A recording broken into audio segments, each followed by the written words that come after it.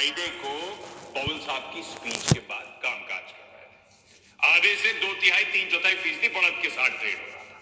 पर इसके रीजंस और पवन साहब की कमेंट्री पे बात पे आता हूं। पहले वो चारों राज्यों के वर्डिक्ट्स और final outcomes I am sure कल आप सब व्यूड होंगे अपने अपने टीवी स्क्रीन पे।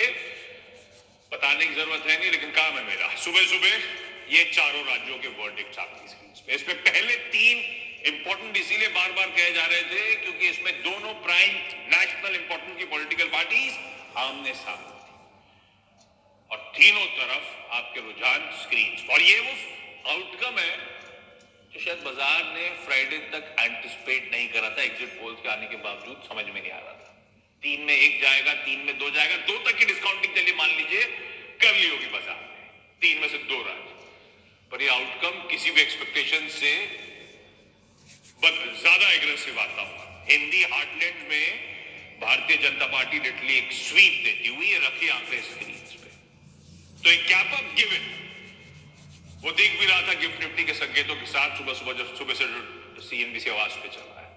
पर बड़ा बात यह है कि राज्यों के इलेक्शन जनरली उसके रिएक्शन शॉर्ट लिव्ड होते हैं, उसके बाद बाकी सारे पहलू पे बाजार टटोलने लगता है। पर क्या, क्योंकि हम एग्जैक्ट खड़े हुए 2024 की दहलीज पे और 2024 के आम चुनाव पे, जनरल इलेक्शंस पे, तो उसके जो समीकरण बदलते हुए उसको लेकर जो स्ट्रीट का कॉन्फिडेंस बढ़ेगा, करेंट रिजीम शायद कंटिन्यू करे, उसकी भी डिस्काउंटिंग की शुरुआत शायद होती हुई नजर आए।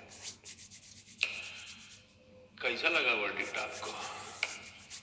मैं तो ऐसे ही उम्मीद कर रहा था, वैसे ही आया। लो तो मतलब बाजार की सरप्राइज नहीं, बाजार इनकी उम्मीद ऐसी थी, बाजार में क्योंकि बाजार के 99.99% लोगों को ये उम्मीद नहीं थी कि ऐसा रिजल्ट आएगा।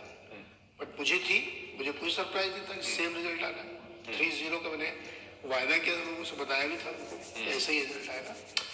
बहुत क्लिटर था, बहुत सारे यूट्यूब चैनल इस मिलकर कंफ्यूजन क्रिएट कर रहे थे, बट ये रिजल्ट ऐसे ही आने थे।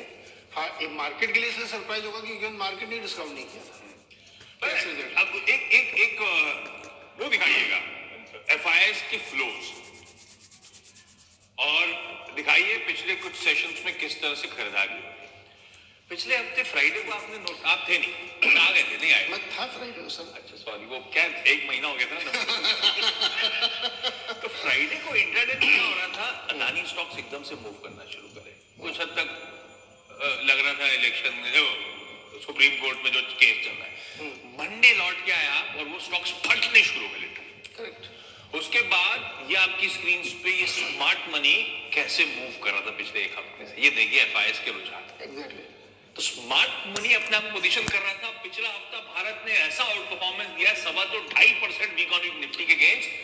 फ्राइडे को सुबह शुरू हो चुका। जब 8 बजे हम लोग यहाँ डिस्कस कर रहे थे, अनुज भी थे, तो मैंने कहा था मार्केट को मालूम एक तरफ मार्केट को मालूम, बाकी जो लोग पेरिफेरल में है या जो बहुत डीपली नहीं समझ रहा उनको मार्केट को मालूम, मतलब स्मार्ट मनी मूव कर रहा था। स्मार्टर लोगों को मालूम था कि क्या रिजल्ट आने वाला है, इसीलिए एग्जिट पोल से पहले मार्केट लाइफ हाई पे खड़ा था।